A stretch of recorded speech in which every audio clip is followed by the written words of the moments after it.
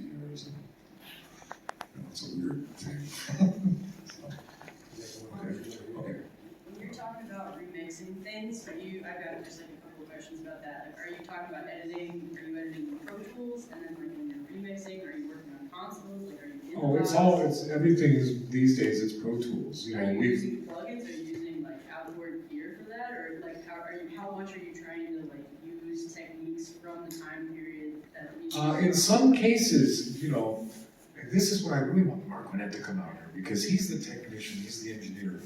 I sometimes just sort of sit there in awe of what he's doing, but he even has one of the 3-track boards from Western Studios that he used that when he was processing pet sounds for stereo, and he was using some of the same limiters and compression units that they had back then.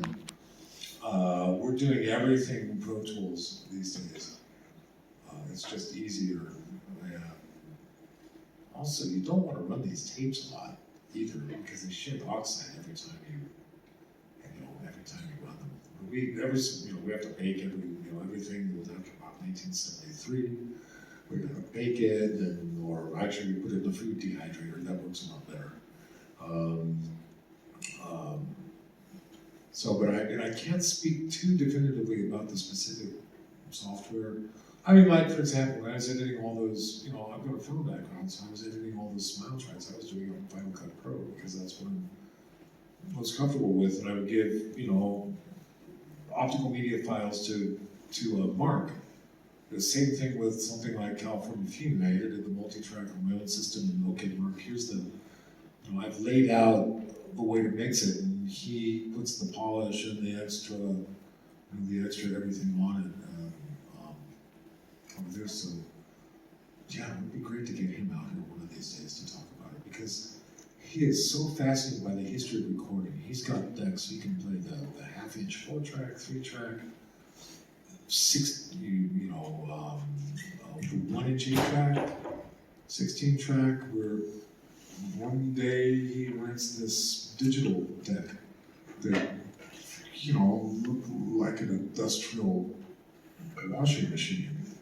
The thing was huge, so we could transfer a bunch of masters from the Beach Boys mid-'80s album, because that technology is so obsolete now. No one can really play it. But he actually owns a bunch of those old consoles. Yes. That were used in those studios. If you went to his place, you could, push came to shove, you could do a session on all of that original gear. Yeah. Mm-hmm. And he's done that too. And he got to come out, to the session when we were working on something. So that was really. What song were we doing that day? Hadophonia? Yeah. We're doing a track mix to a song called Hadophonia, which is one of my favorite Brian Wilson backing tracks from the later years. So, okay, we'll go right there. So where are all the tapes stored now? The ones that you do The have? tapes are in this giant media vault, called Pacific Title Archives.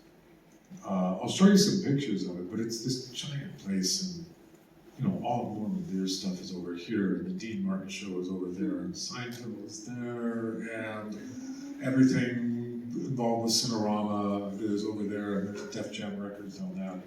It's the place is absolutely massive. So. I have 2 questions. The first one is, why didn't Al and Mike perform Smile with Brian? Well, by that point in time, after Carl died, they all pretty much split off.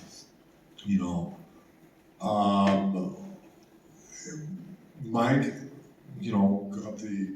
got the license to the name, the Beach Boys, and has his own unit. He has to pay, a certain percentage, goes to Brother Records. Al was doing his own thing, and there were legal things going on because he wanted to use part of the Beach Boys name, and that went against the corporate stuff, and so he was kind of off on his own. Brian was, by this point, firmly down as a solo artist.